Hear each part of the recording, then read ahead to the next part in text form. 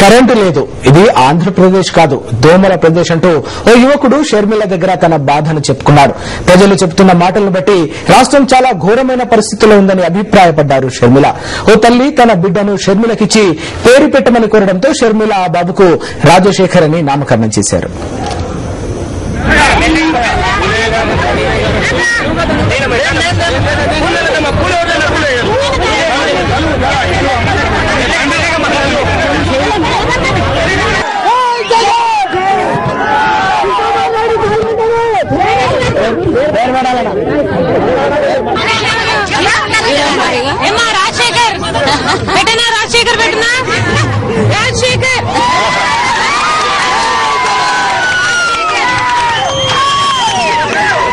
చంద్రబాబు ప్రభుత్వానికి కిరణ్ ప్రభుత్వానికి ఏం తేడా లేదన్నారు షర్మిల. కిరణ్ చంద్రబాబుల పాలనతో రాజన్న పాలనను పోల్చి చూసుకోవాలని పిలుపునిచ్చారు.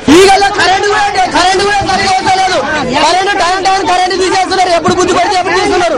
కరెంటు ట్యాంక్ లేదు, ఊర్లో రోడ్లు లేవు, వర్షం వచ్చారా నీరు మురికి నీలాగి దోమలు కట్టి పిల్లలు మొత్తం జ్వరాలు వచ్చి చనిపోతున్నారు. ఏం పట్టించుకునే సంఘాలలో, ఏం అసలు పట్టించుకుంటేనే లేరు సంఘాలలో. అంటే జనం అంటే ఏమో అంత అలంకూలం అయిపోయింది.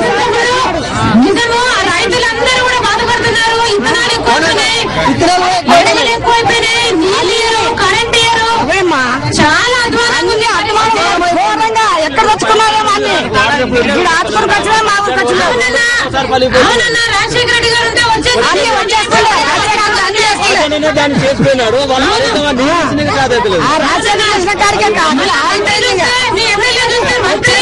అది కూడా అధికార పక్షంలో మంత్రిగా ఉన్నారు.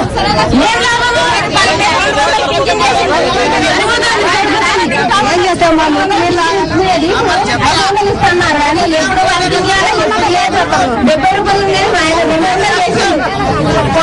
చేసింది జగన్ 700 చేస్తాడట.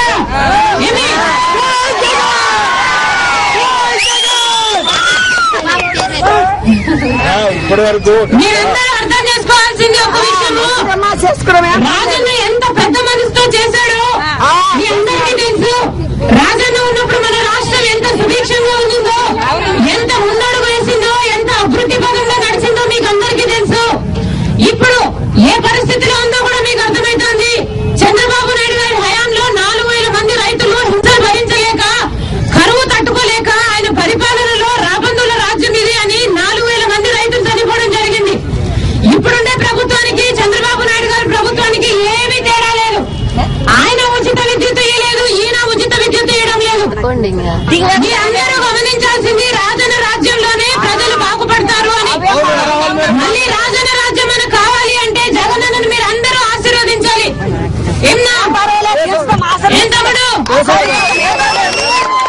రాజన్న రాజ్యంలోనే ప్రజలకు మంచి జరుగుతుందని షర్మిల చెప్పారు.